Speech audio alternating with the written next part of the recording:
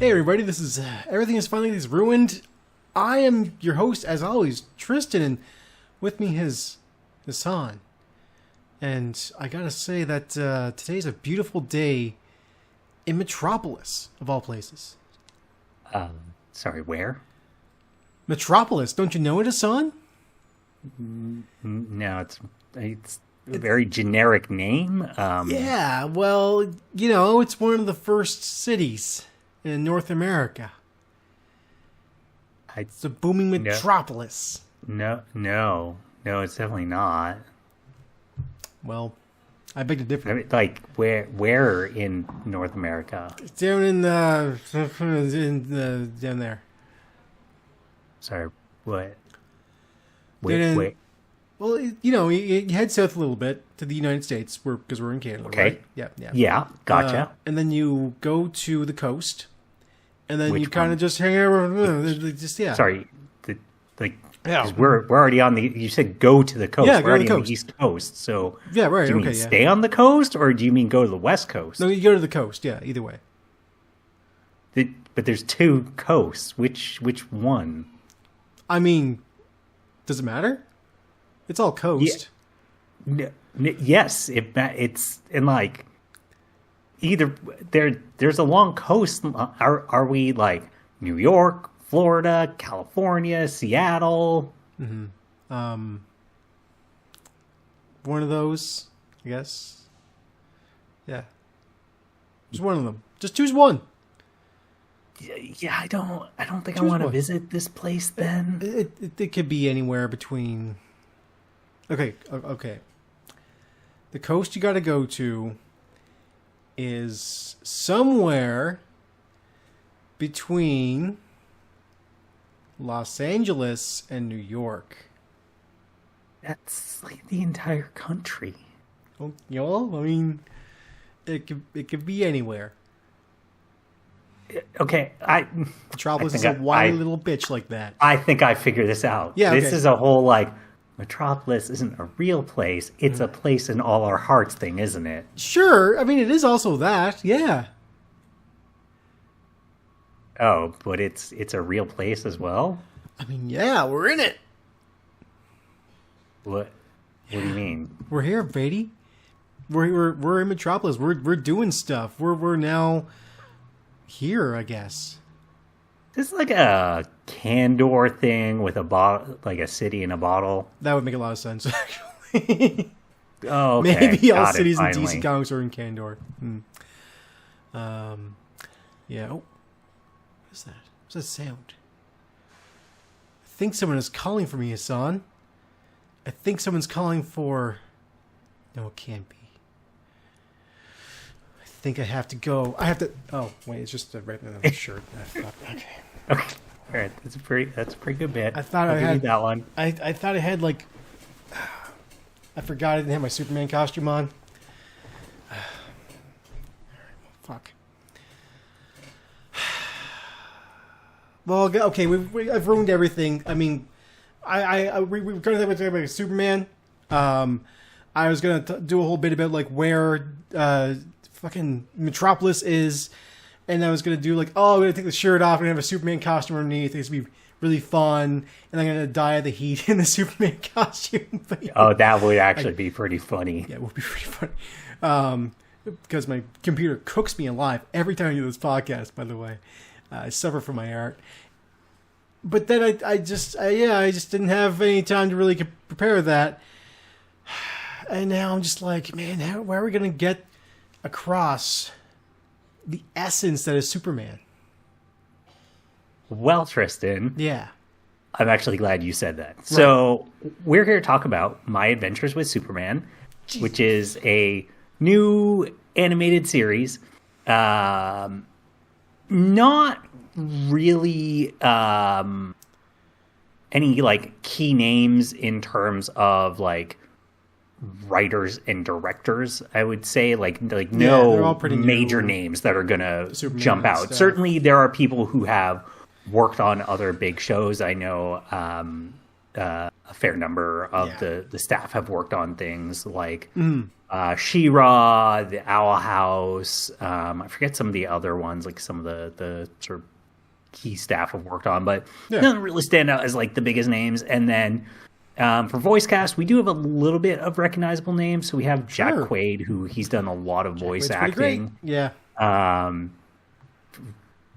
Recently had a weird moment in Star Trek where he does a voice on the animated series Lower Deck, but then his character shows up in Strange New Worlds. Interesting. So, like, the episode starts as a cartoon, they go through a portal to the real world. It's weird and great. And you're like, boy, it's weird seeing Jack Quaid talk as a real human not just a cartoon.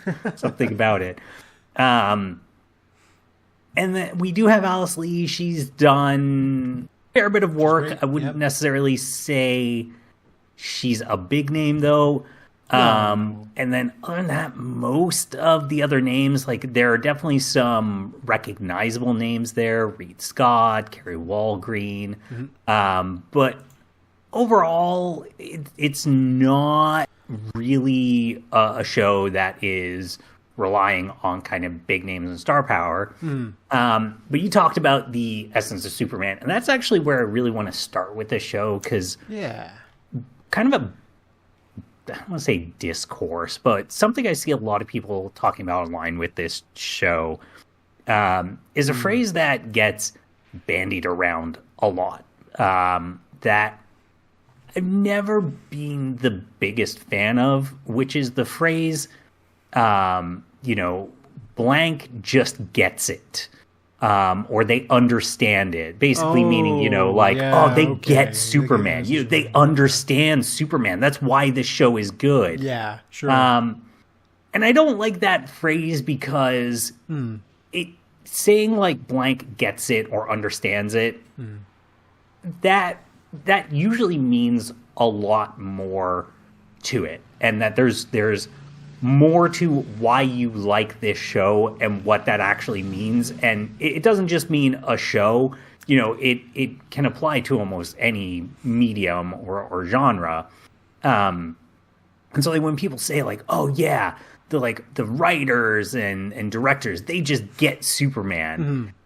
And like, okay, that doesn't really say much. That doesn't mean anything. And I think in this show, I agree. Really what that means here, in this particular show, because I think, like one where I've seen people talk about the opposite of that is a lot of the recent Spider-Man comic stuff, which I haven't read, but I know enough about it and see people talk about enough, where one of the things people say is like, oh, they don't get Spider-Man. They don't understand what makes Spider-Man work. And I think, especially in comics, I don't want to say it's a silly thing to say, but the writers and like high ups, they understand Spider-Man. Like comic book characters are generally pretty straightforward and basic. You don't have to be a literary genius capable of writing a dissertation as to, ooh, this is what makes Spider-Man, or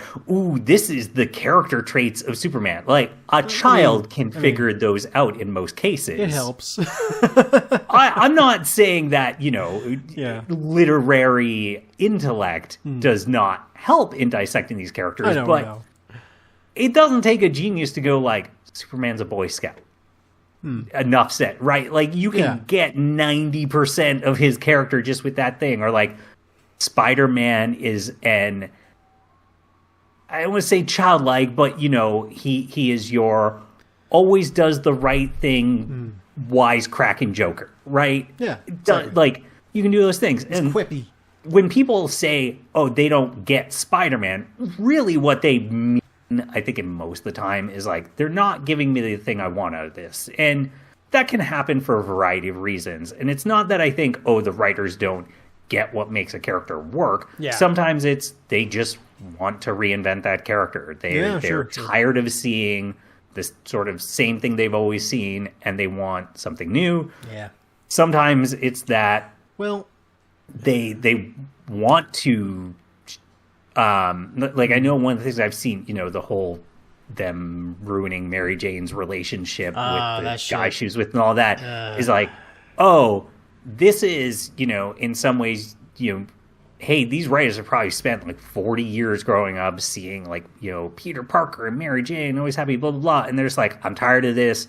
I just want to completely get rid of this thing so that I can do my version of Spider-Man I want. So it's not that they don't get it. Just as a heads up, that's not the writers that are doing that.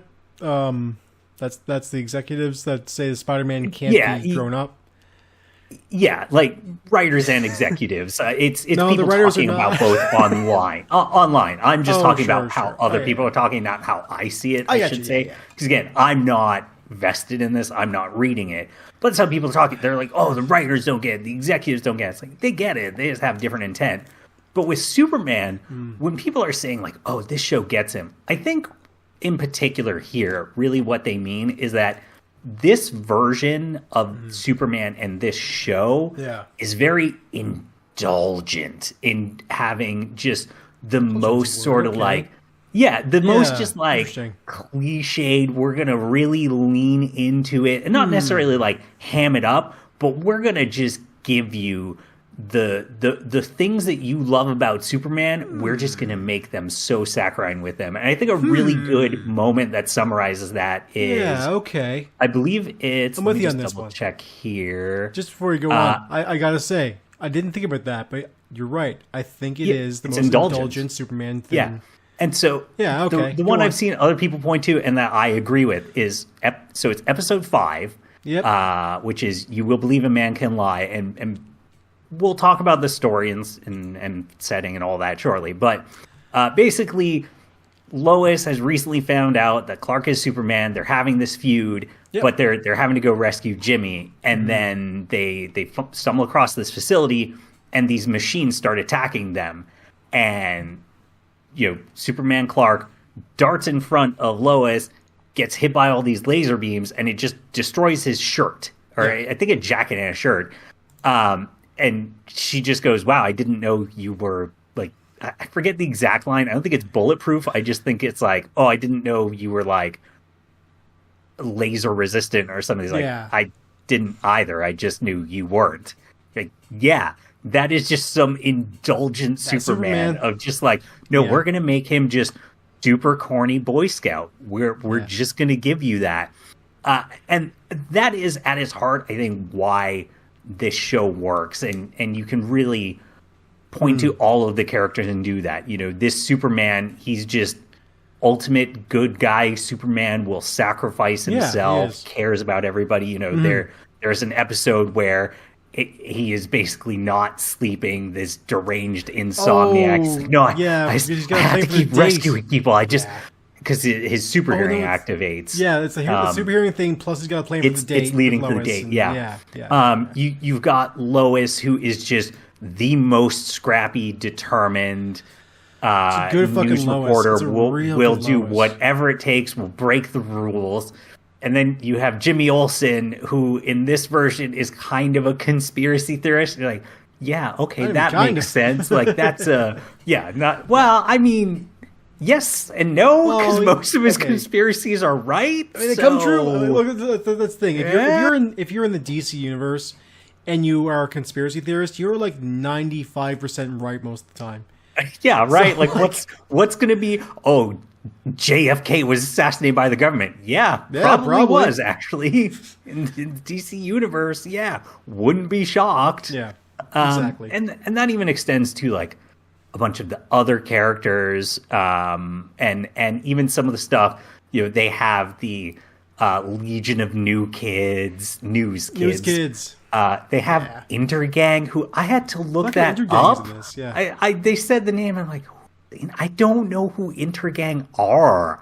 It's like, oh, that's how obscure some of these polls are. And so it's this just really rich, indulgent Superman series, and I love it. I think that this is a fantastic series. And so getting into some of the story and setting. So set in modern times in Metropolis, and it is semi an origin story. So Superman. It's an origin story for the most part. You're right. Yeah, I mean, he's had his power since he was a kid. We get flashbacks to him as a youth, so it's not like a full blown origin story, but it is sort of Superman's origins because it's his first times really using his powers and taking on the Superman persona, learning about it. They're relatively the three kind of main cast, so Clark Kent, Lois Lane, Jimmy Olsen. They're all relatively young. I assume recently graduated because they have an internship at the Daily News. Yes. I will say their boss, Perry White. That's who it is, Perry right? White, yep. Real good version of him. Just this. Yeah, Daryl Brown brings that shit. I'm too damn old for this shit kind of thing. Yes. That's a great way to make him work. Basically, the more he can be Danny Glover from like fucking Lethal Weapon, the better. It's that, and then like his 3 screwball kids that he's like, exactly. You kids frustrate me, but I still love you. If it's Danny Glover, if he had to basically babysit a bunch of like, you know what I'm talking about, the guy who we don't mention anymore. That guy, Mad Max, etc. Yes. Yeah, that guy. I'm just not gonna say his name because screw him. Yeah, exactly. I was gonna say his name. I was like, but yeah, it's basically he's babysitting a bunch of those guys, and then like they are just running amok in this professional newspaper publishing company, just trying to prove that Superman exists / get an interview with him, and I love this setup. It's that. It's wonderful romantic comedy stuff. So we'll talk about the romance stuff in a sec. I do want to say, so this is done by Studio Mir. So animated wise, definitely anime influenced. Yeah, I mean it's Studio Mir, right? So yeah, I wouldn't say the art style, and it sucks that I think we have pretty poor language around not necessarily describing, but grouping different animation styles, different kinds of ways, right? Like we talk about stuff like, it has a Disney look, and you say that, and that inherently means kind of certain rounded features and flowing lines to it, not real harsh angular, but there are like different anime styles. There are, and we don't have good ways of just like shorthand. You have to reference other things.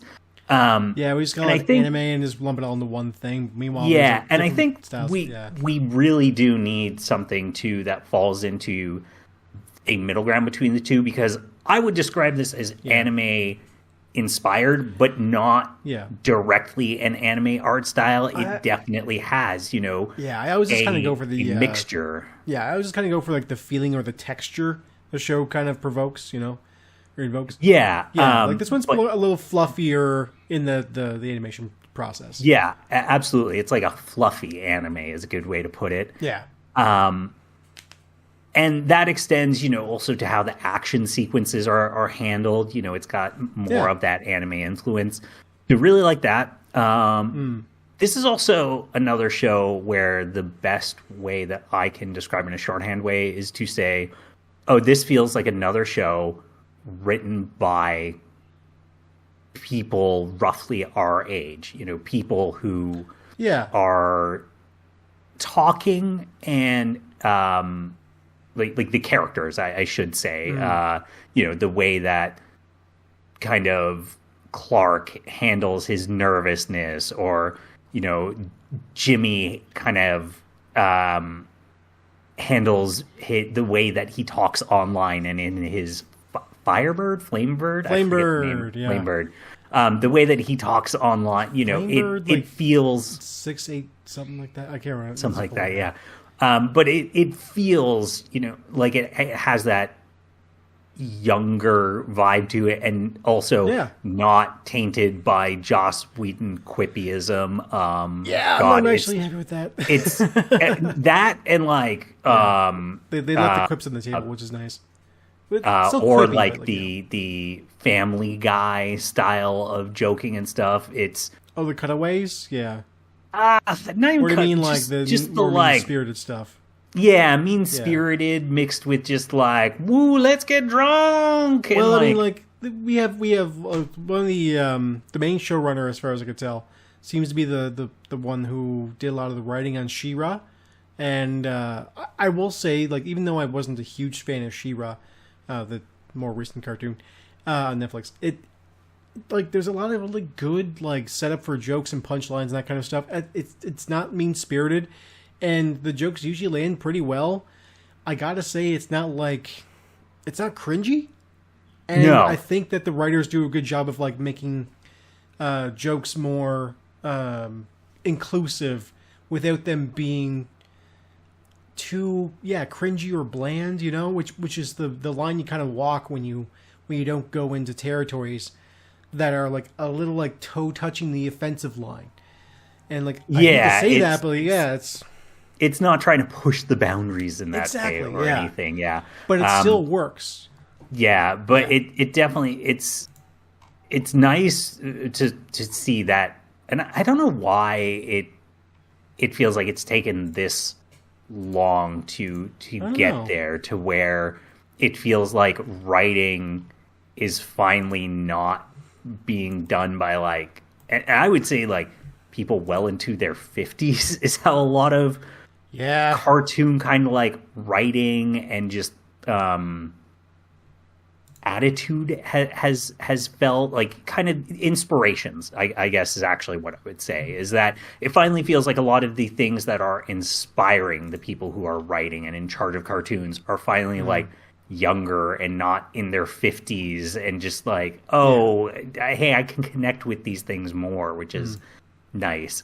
I also hope that like people younger than us who are like 16 or something are also feeling that way and not going this just feels like the slightly younger boomers doing this. And then I'm just like, oh no, younger boomers. I mean, that's what we are at this point. But look, hold on, we're not Gen X. We're getting there, buddy. No, we're not. We're getting there. I'll live young forever. I got some bad news. Put my hat on sideways. I'm cool again. Just quickly, I want to go over. But so there's three main showrunners, three directors. That'd be Jen Bennett, Diana Hu, I think her name is, and then Christina Manrique. Christina Manrique. I just want to quickly go through like the stuff they've worked on in the past to get to this point. So Jen Bennett would be the main showrunner, it seems. So She-Ra, but just for one episode. Worked on Beware the Batman, and then also the first season of Young Justice. So like, that's a decent resume, right? Good resume. And then first season of Young Justice is fantastic. Yeah, it's everything after that sucks. Yes. Justice League Action. Praying for another season for you, though, buddy. Every night. I'm praying for one. Buddy, just keep praying, please. God love. Yeah, thanks. Little does he know that Satan makes that show. Who do you think I'm praying to? Oh, okay, fair enough. Yeah, I pray to Satan to not make that show. Sacrifice 2 goats a night.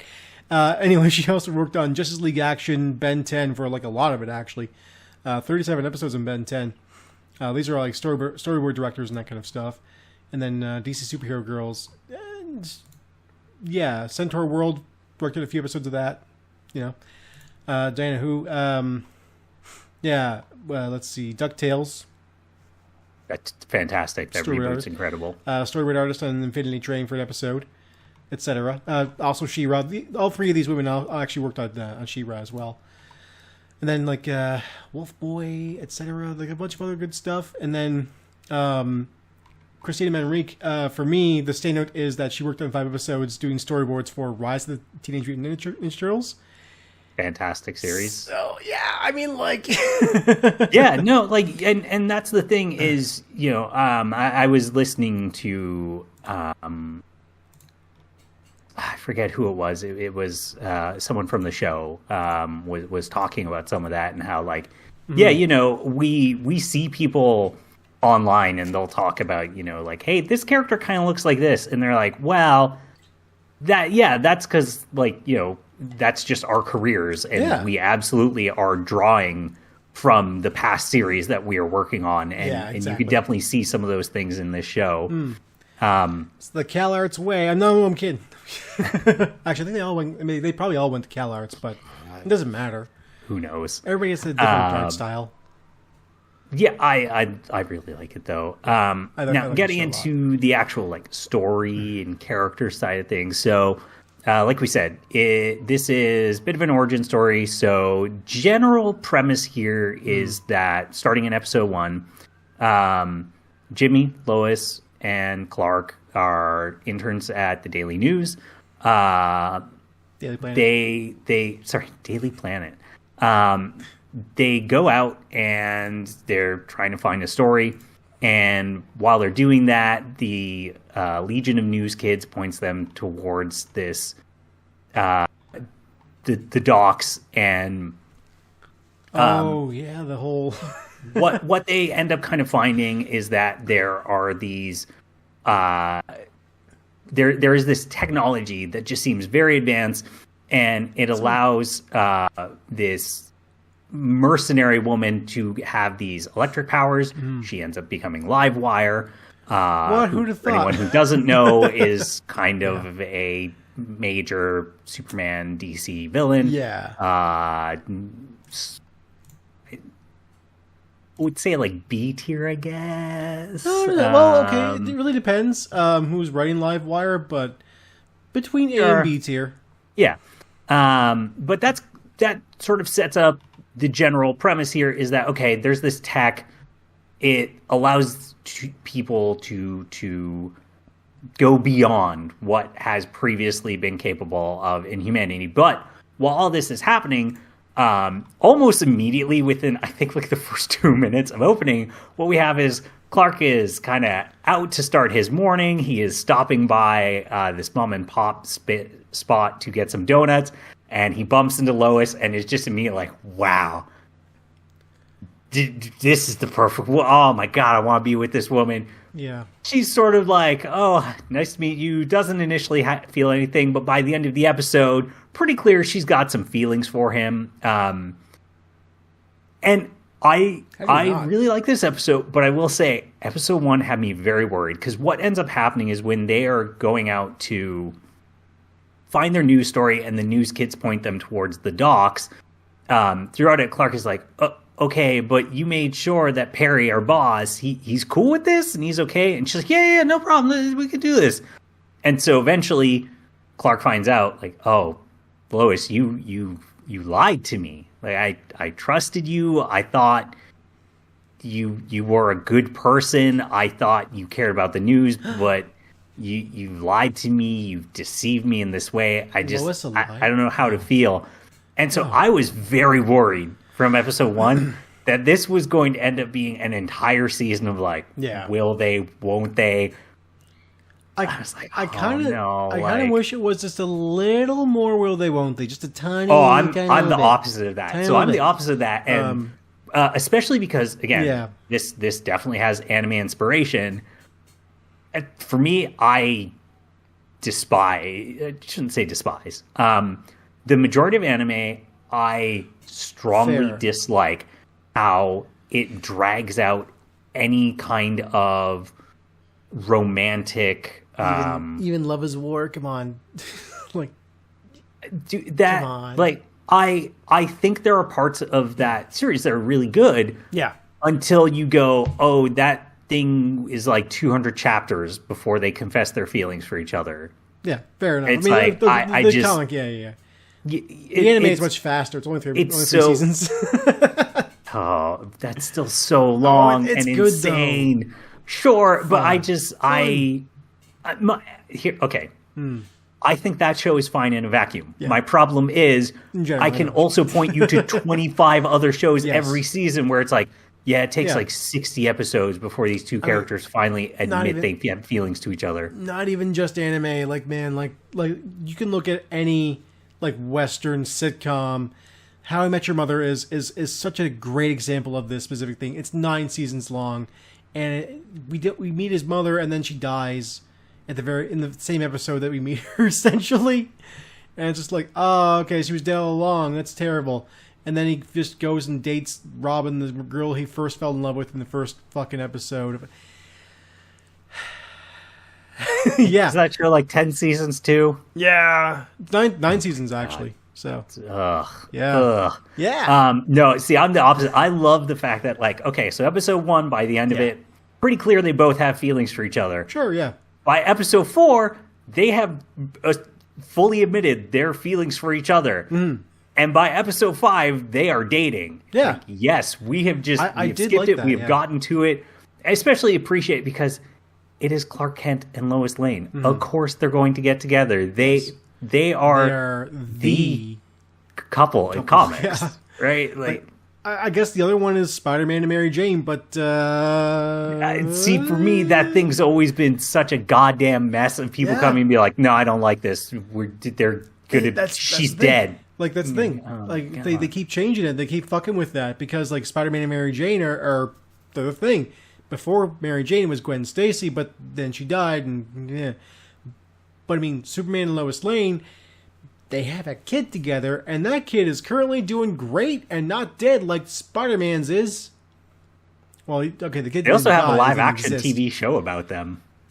Yeah, I forget what it's called. I think it's called Lois and Kent or Lois and Clark. Okay, well, Lois and Clark was the Dean Cain show, which we don't talk about that one because Dean Cain. But it was something along those lines. It's the newer one I'm assuming you're referring to. The one that kind of spun out of the Legend of Tomorrow show. So, yeah. It's Superman and Lois. That's what Superman it's called. Superman and Lois, yeah. That one's all right. The guy who played... I gotta say, the guy who plays Superman...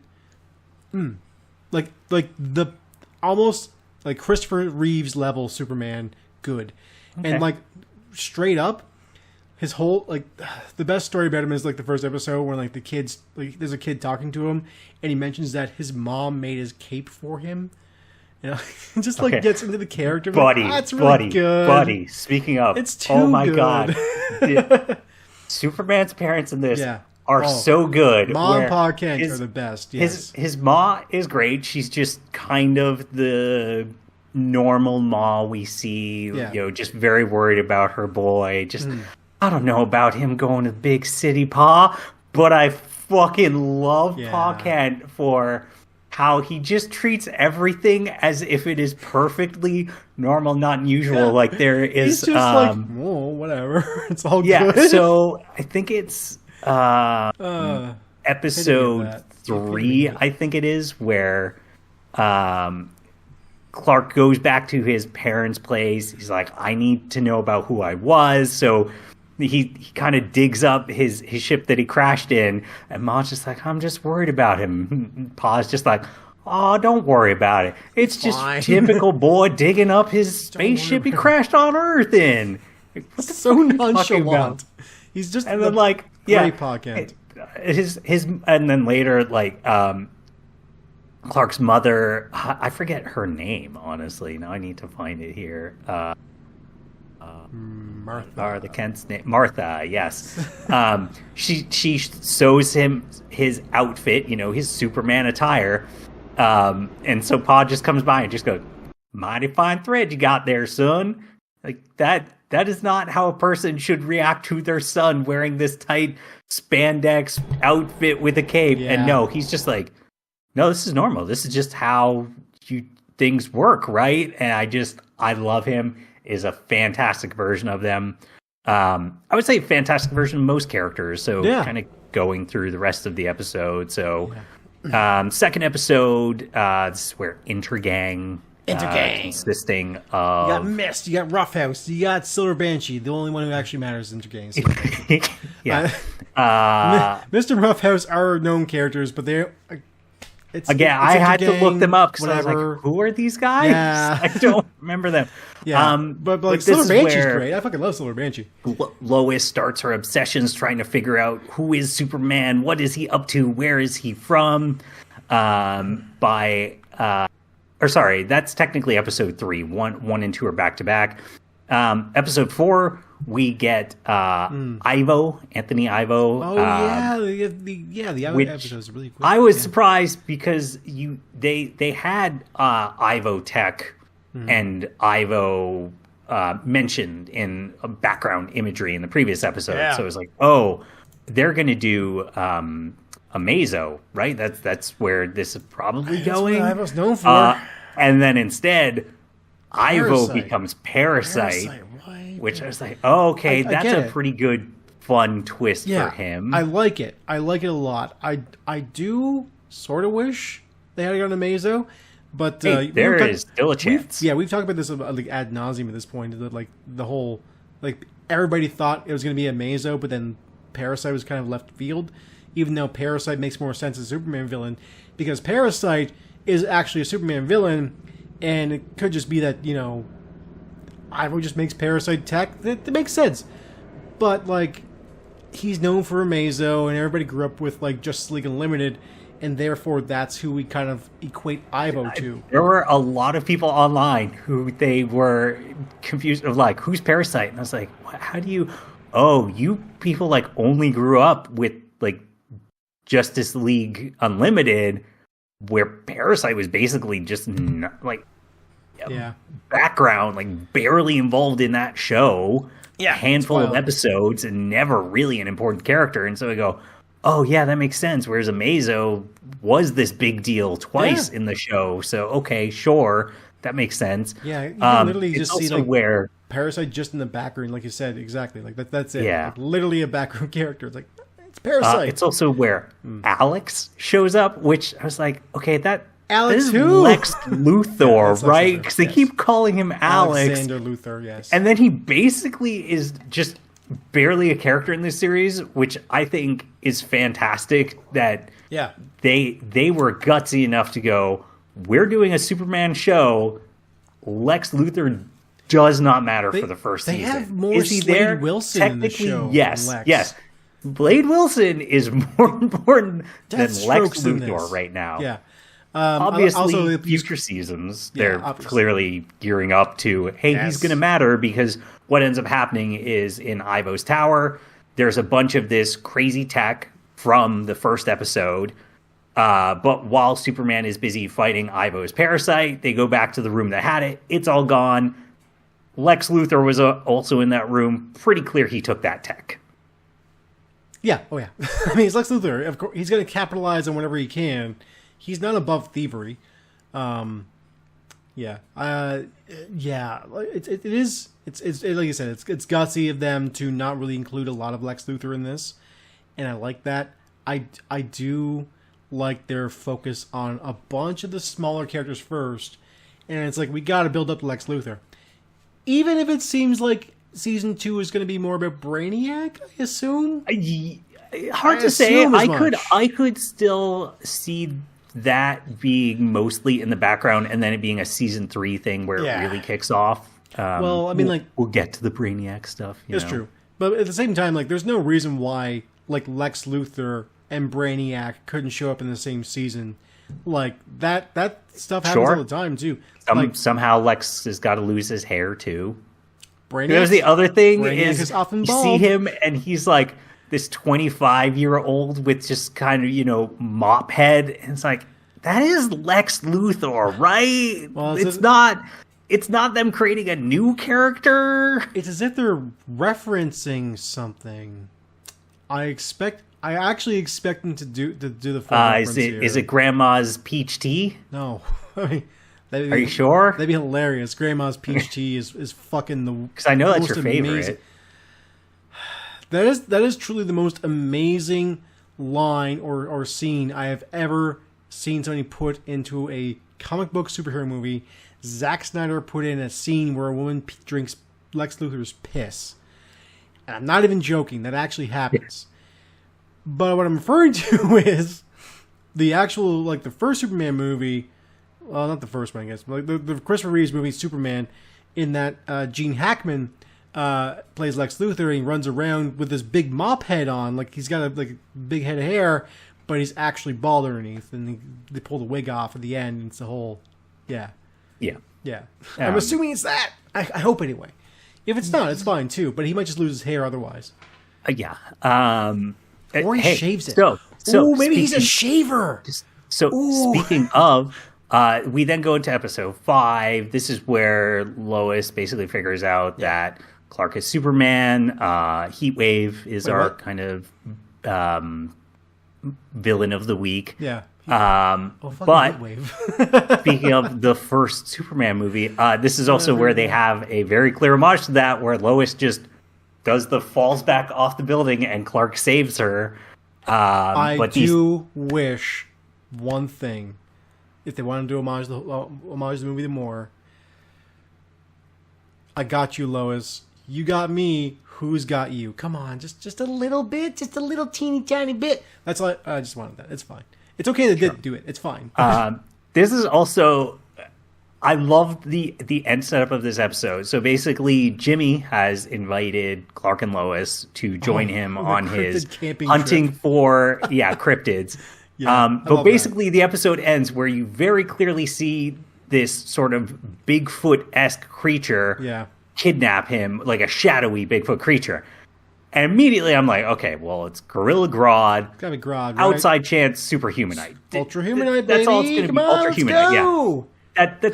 Those are your only two options, right? Like, what else are they going to do? It's clearly, hey, they're making you think it's a Bigfoot. It's actually a gorilla. Yeah. Go into episode 6. Screw that. No. That's what you thought it would be. Instead, it's the Brain and Mr. Mala. Monsieur Mala.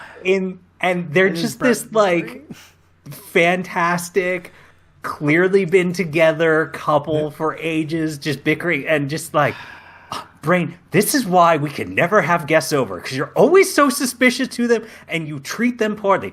He could be a spy. I cannot let him risk us and have us taken back. Like, yes. This is so indulgent. Again, it's just indulgent. The fact that they decided to put Doom Patrol villains in this show. I don't know. Big name Doom Patrol Galaxy villains. Brain shit. Yeah, the lesser known Doom Patrol villains. Galaxy Brain shit. Like, there's, like, who thinks of doing that? Who goes, hey, you know what I like? Doom Patrol. No one. and what I will also say, so, you know, I don't want to say, like, props to the executives, because executives almost always suck. Yeah, fuck them. But it is impressive that somebody gave them the free reign to, like, choose a lot of these lesser characters and to, you know, have this episode and it'd be like, no, we want to have an episode where we go big on the Brain and Monsieur Mala. Like, no one cares about that. What? I'll give you a little insider baseball here. It's the execs go, who was like, oh, well, we made them gay. And they go, oh, okay, we'll get the gay audience. And the cool print. Yeah. I love the way they're written as this old bickering couple. They're great. It's a really well done thing. So good. Yeah. But, like, this is also where it maybe has, like, I don't even know if I would call it's a joke, but it's not like a laugh out loud joke. But it's maybe my favorite one, which is at the end of this episode, kind of Clark had, because part of his arguing with Lois is him basically being like, Lois, I trust you, but it has been a very short time that I have exposed my powers to the world, and I'm still trying to figure out who I am and where I'm from, and you were threatening to expose Superman to the entire world. Like, you have to understand where I'm coming from. I understand that I betrayed you, but I'm confused. And he kind of realizes he needs to trust his friends more. He needs to be open. And so he goes to Jimmy. He's like, Jimmy, something I finally have to tell you. And Jimmy goes, Superman. It's like, what?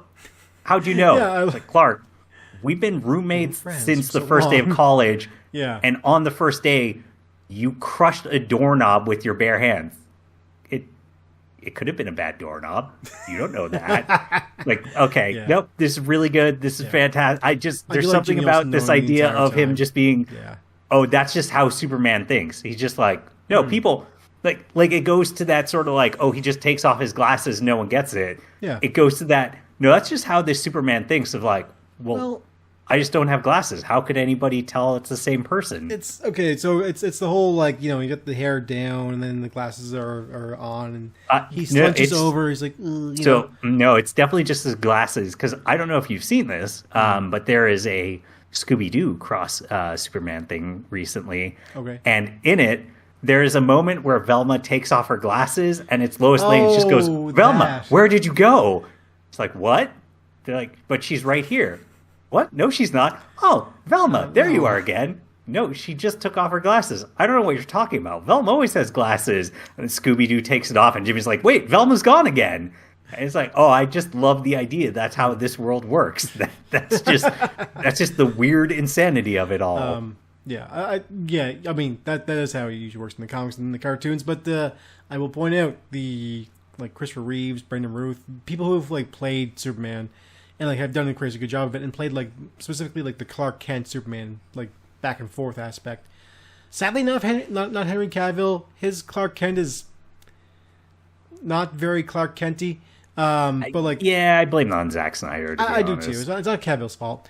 But when you get into the movies and you really watch closely the difference that those actors will typically portray between Clark Kent and Superman, that's where that's how it works. You kind of just make him into a goofball, and then when Superman shows up, it's clearly not Clark Kent, and it's yeah, okay, yeah. But I mean, it's also fiction. So yes, that is the other. Realistically, we figured out Superman as Clark Kent fucking decades ago.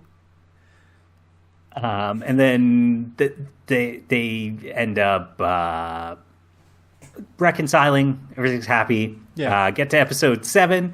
Kiss Kiss Fall in the Portal, where so Mxyzptlk shows up and then he's just having Superman go through all these different Supermans. So we've got 50 Superman, we've got Justice League Superman, we have Brab Superman. Just what? Why would? Okay, no, yeah, that's great. A really weird, interesting version of Mxyzptlk where he's more of this green alien with silver hair, weird, Voltron look, from the very Voltron. I forget that there was actually a Mxyzptlk character in Voltron. I forget his name. I feel like this is the same model I'm thinking of, which is fine. It looks good. But he basically shows up. He's like, "Oh, Superman, you have to come and help me do this thing. Lois is in danger otherwise." Meanwhile, Lois ends up getting recruited by the League of Loises, who League of Loises, man.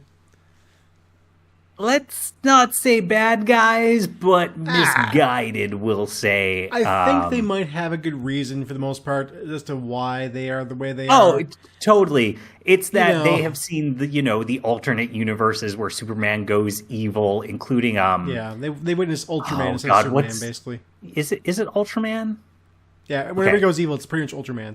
I mean, of course, there's Superman goes evil in various other timelines, but some of them are obscure. I've seen people talk about, and they're like, "This existed in one issue of the comics, and they still made that call out." Yeah, they actually put a lot of work into that. There's a lot of good evil Superman references.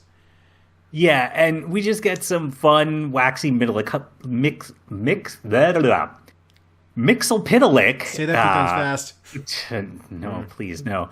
Hijinks, as well as what's really fun is all the other Loises are we only recruit the Loises from the best universes, and we've all got our Pulitzer prizes by 22, and Lois is I'm 24 and I'm just an intern.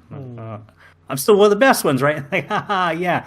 Meanwhile, Jimmy, his alternate version is a female Jimmy, but she's also a Firebird, which is really good at the end. Basically, that's how the 3 of them end up escaping from the League of Loises. He's just you can always trust a Firebird. There's also a real good moment where Mxyzptlk basically... So the League of Lois have stolen Mxyzptlk's hat, which is where a lot of his power is held. Yeah, needs to get it back. So he needs Superman to basically break into their facility and open this door. When he opens the door, just a bunch of really good, not in your face, but fun call outs where it's got Guts' sword. Dragon Slayer. Sakura from Cardcaptor Sakura's staff, a bunch of just other fun references in it. I forget all of them. It's some real good ones. You go, okay, that's hilarious. You definitely should have done that. But end of this, Lois ends up getting a Orby device that lets her see some of the footage from other universes where there are these other Supermans that have gone evil. And then that leads us into a two-parter, 0 Day, where so throughout this, there has been this shadowy organization, which is just Task Force X, being led by this mysterious general. Personally, always thought it was super obvious who it was going to be. So Amanda Waller is there, but there's this other general who just keeps getting called the General. The General. Who he's in charge of Bishi Slade, as I'm referring to him. Bishi Slade? That's fair. I mean, he's so Bishi in this. Yeah, he's very Bishonen. Just hair over his face, beautiful look. He's so sexy. I will point out, Slade Wilson definitely does not look that way. But I'm cool with them going more heartthrob. We haven't talked about it. I really like the way that they have redone some of these characters. Me too. Just briefly touch on it before we get into 0 Day. So Jimmy Olsen is black, as is their boss, Perry White. Yep. Lois Lane is at least half Korean, unclear exactly, but it seems like probably half Korean.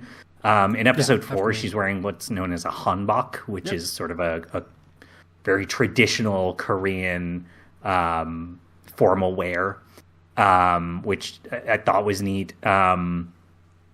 Most of the other characters remain unchanged, I would say, but like alternate universe Jimmy, who is female, she's also black. Appreciate that, like, hey, Superman's also kind of like the most Midwest American white, so it is nice to see, them inject a little bit more variety to the overall Superman universe, let's say. But this is where we get 0 Day, and basically what has ended up happening is this general, who we end up basically learning is clearly Lois's dad. Technically, it's the last episode, but there's a bunch of hints to it here. Her dad ends up recruiting all of these villains that Superman has defeated. So, Intergang, Livewire, Ivo, etc.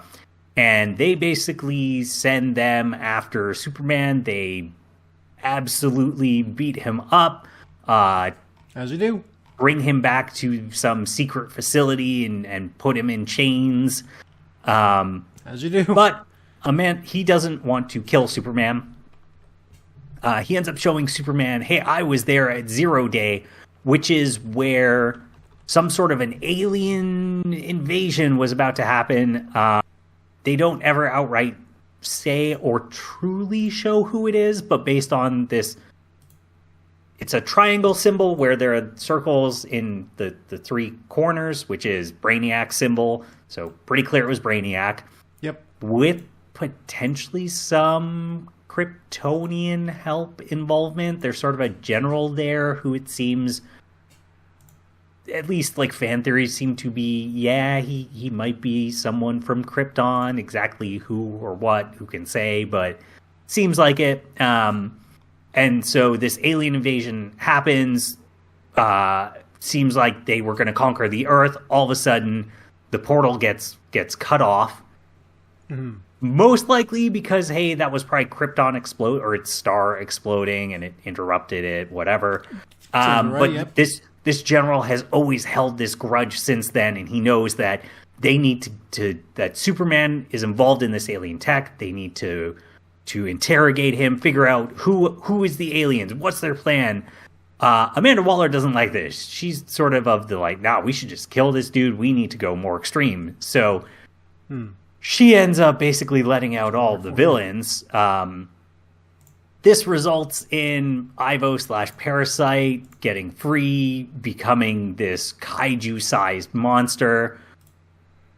And again, this is where this is one of these things that my dumb brain loves. You do this in a show, and I will just immediately be into it. The other one is like, I've talked about some of these, like, even bad shows, I'll still kind of get into them if they have, like, every single character has a unique powers. Your Naruto's, your Bleaches, but also your Zatch Bells. I watched way too much of that. What is wrong with you?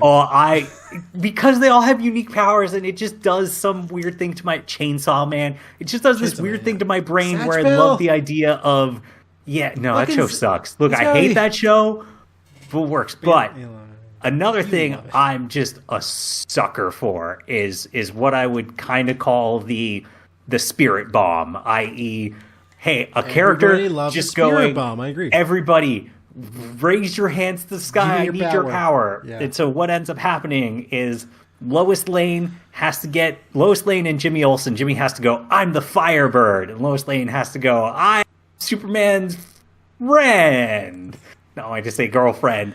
And it's like, everyone, we need you to shut off your power so that Superman can or so that Parasite can be weakened and Superman can stop him. And, the city all rallies together and stops it. It's like, yes, I always love when this stupid thing happens and everyone comes together.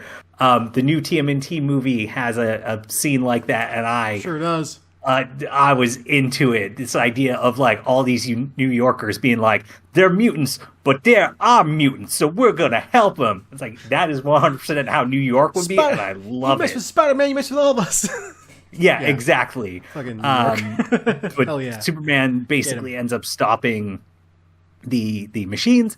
And then that leads us to our last episode, which is a Thanksgiving episode, which is the most perfect, like, again, Superman, the most Midwestern American character. Yeah. Of course, the holiday they do is Thanksgiving. Of course it's the Midwest holiday. Yeah. Like, it's bigger than Christmas for the most part. Hey, Jimmy mentions, he's always spent his Thanksgiving with the Kents as long as he's known Clark. But Lois comes along, and then her dad comes along too, and that's when, all clicks for Clark. It's like, oh no, the general is Lois's dad. This is bad. So God. Long. I knew. So there is constant reference, not in the show, but like reference. I think. Actually, they might reference it a little bit in the show. That Lois Lane is an army brat. Like, her dad... Yeah, I mean, that's her background. Yeah, that's her background. That's why, like, whatever it is, episode 1 or 2, where the general shows up, I went, so that's her dad. Huh? I forgot entirely, yes. So this actually hit me. I was like, oh. You must be, you're like, right. Oh, I'm an idiot. Yeah. That was so obvious if you just happen to know that Lois's dad is a general. Which I did, I just forgot. No, that's fair. This is where Clark's ship kind of ends up getting triggered again. The alien invasion almost happens again. They managed to stop it. That old hat. I think my favorite part about it is this whole time, just again, Pa Kent, he's just worried about the turkey getting done in time. It's not getting done, so he just brings it over and he's just like, Clark, I'm gonna have to be honest. Turkey's not going to be done in time. I need you to fix it. He just uses laser vision to finish cooking the turkey. And then it's just them all around the dinner table, but Superman in his Superman outfit as they're having Thanksgiving. Like, this is awkward. The perfect, stupid way to end this season. Just yes. Technically, it ends on us seeing Brainiac and his general, but... overall, important stuff. Since next season, fucking whatever. No, the Thanksgiving dinner, perfect way. And that's where we end. I have no idea what season 2 is going to be. It could be that we focus on Luthor. Could be Brainiac. Could be Darkseid. Anything. I feel like Darkseid probably not. Won't be Darkseid. But it might actually be New God stuff. Who knows? I'll be interested to see if they expand it outside Superman. Sure. I'll be honest, I don't need that. I'm totally fine if this same. stays barely self-contained. Me You too. know, maybe if there's like a small nod of like a Bruce Wayne shows up, but not say a Batman, something like that, I'm okay with. Wayne Tech shows up one time. Yeah. I don't necessarily need, I've seen some people say like, oh, they should totally make a full Justice League, give us a Flash series, give us a Batman, and then build up to a Justice League. Back that. I don't know that the kind of writing for this would work in that sense. Look, we had that from like 1990 all the way to like 2008. We're good. We got some great TV out of those years. We don't need another thing that rolls into more things like that. I was going to say, I wouldn't mind a Justice League, but boy, has the whole idea of, the cinematic universe tainted that idea. It's a virus, man. It is a parasite, that basically grips into you and just goes like, yeah, we got to put all the superheroes in there. Like, no, you don't. It's okay to contain shit. It's fine. Like, here's the thing. As a comic book reader, it gets boring as hell when all of the characters are there. Weirdly enough, it's more boring, and because you want to read the one character, and then they have like 20 other characters piling in, going like, yeah, I'm here too, and it's like, I don't care about you. I'm reading this character. If I read Superman, I want to read stories about Superman and his like rogues gallery and stuff, and like his Superman family, and like I would rather see. If they're going to do other series, and they are, so we know for a fact that they're doing a Batman series that's more in the style of the 90s Batman, the animated series. Are they? Is Mir doing it, or just in general they're doing it? No, not Mir. This is, I just mean DC in general. Oh, or Mars in general. Gotcha. 3-ish years ago, I think they announced like several projects, one of them being this, one of them being like a Batman in that older style. Wasn't it Beware the Batman, or was that canceled? I think that got canceled, right? I'm not sure. Beware the Batman was the CGI one, I think, which looked really good. But it might have. I'm honestly not sure. But like, we've had goofy Batman before too. Batman Brave and the Bold. If they're going to do other series, I'd love to see a Flash or Martian Manhunter, Green Lantern, Wonder Woman, whoever it is. Okay, but a Flash show by Mir would be really cool. I was going to say I would like to see reinterpretations for those characters, similar to how My Adventures with Superman has reinterpreted that character. I don't want this to just be a formula that they apply to every single DC character. I would love to see, hey, we're gonna do something new with these characters as well, something different with them. No, I fully agree with that. That's what I'm saying. Like, I think a Flash show would work the best out of all of those, because that one's. I think the Flash is the best one to just reinterpret a bit. So, I agree. Personally, for me, I want to see Martian Manhunter. I don't think he gets enough love. He does not. I agree. I think give me a TV show where it leans into his love of Oreos. I don't know why that doesn't get used more. It's such a great character trait. Wait. Hear me out. Hear me out. What if we took from DC's world everybody but Batman, all of the decent detectives besides Batman, and made like kind of like a legion of detectives. So Martian Manhunter, Detective Chimp, etc. Oh man, Barry Allen's there. Why not? There's so many more. There actually are a lot of detectives in the DC universe. But the question. The question. Yeah, like what if we just brought them onto like a super detective team and just made it like a good mystery show? That I would love. Yeah. There's a lot. Booster Gold and Blue Beetle, like I would love that.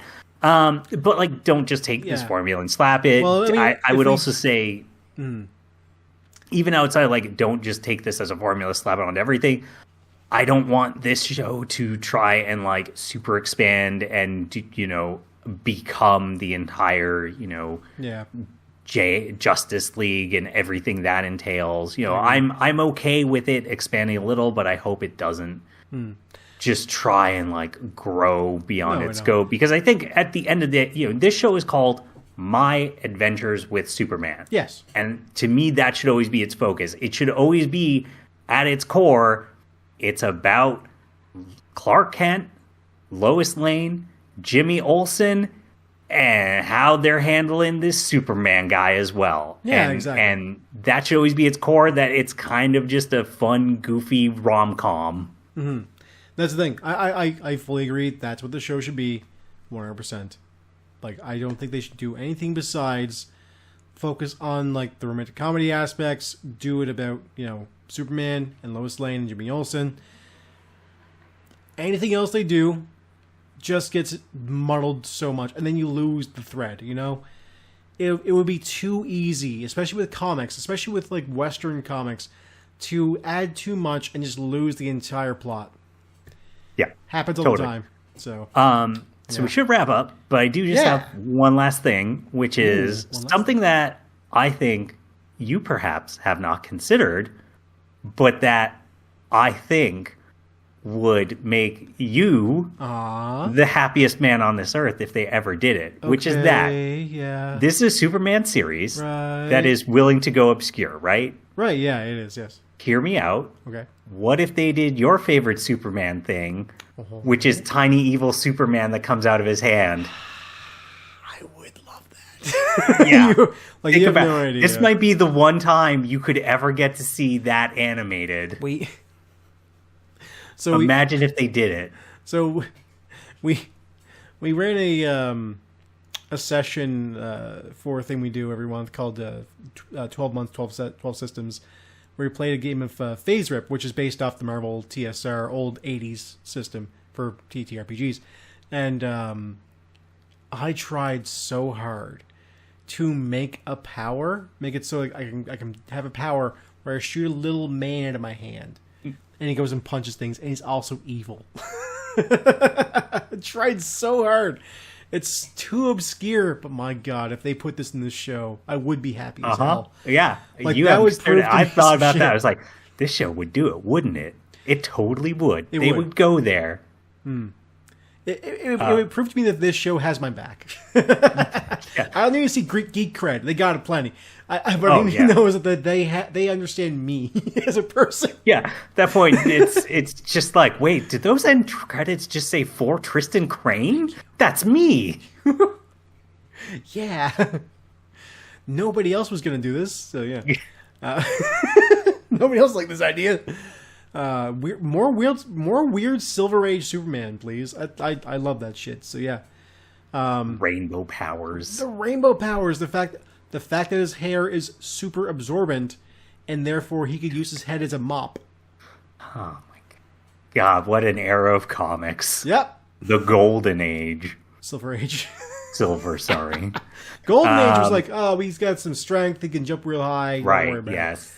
Those two always blur together for me because I just am not into reading those comics. Totally They're fair. Just too old for me. There's also such a weird line where it turns into the other one. Blurs, so I don't blame you. That's fair. Yeah. Yes, but on Little Evil Superman who comes out of Superman's hand is the note that we're going to end. So why don't you tell people where to find us? Well, you can find us on Twitter, which is at EIFNAR. Go there and tell us about how much you love Little Evil Superman that shoots out of his hand. That's yeah. Perfect power. Never heard one. You should also go to our Spotify, iTunes. YouTube is where you're probably watching this video right now. Just enjoy it. Like, subscribe, and all those things. I don't know. Ring bells? Do we have a bell to ring? I don't know. Yeah, on YouTube, yeah, I'm pretty sure. I'm sure we do. I don't know if that's set up properly. Just watch our show and then share with your friends. That's all I ask. And then go to our friends at DJDane.com. Let's go. Does our music, DJDane.com. Go there. Listen to his great tunes.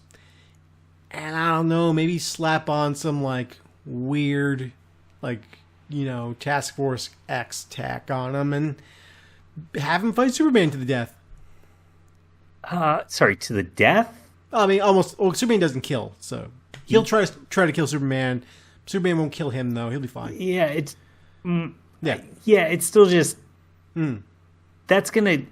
You understand Andy will lose, right? What? No. It's Superman. He might have this. You don't know what he can do, what he's capable of. With just some Task Force X weaponry? Yeah, I mean, he's got, I don't know, he's got maybe his gauntlets that shoot, sonic lightning. At Superman? Sure, yeah. Alright, well, good luck, Andy. He's... yeah, good. I salute you, buddy. Anyway, that's it for our show. Tune in next time for another M. Bowers episode of Everything is Fine is Ruined. See ya. Yeah. Say it.